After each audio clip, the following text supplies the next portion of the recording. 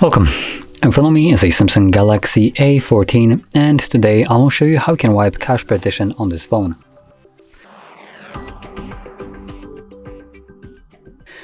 Now, to get started, you'll need a cable that is plugged into your computer and then simply connect it to your device.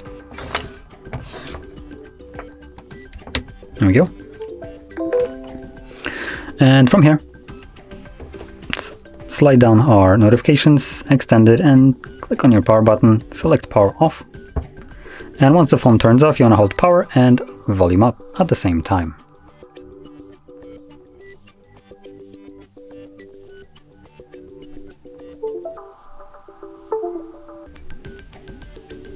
When you see Samsung logo, let go of the power key.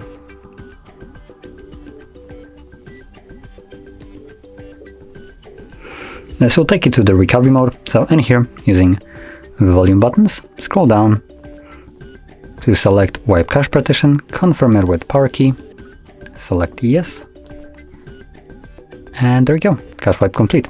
Now at this point, reboot system now should be selected by default, so press power key once again. This will reboot the device and take you back to Android. And as you can see, we are now back in Android.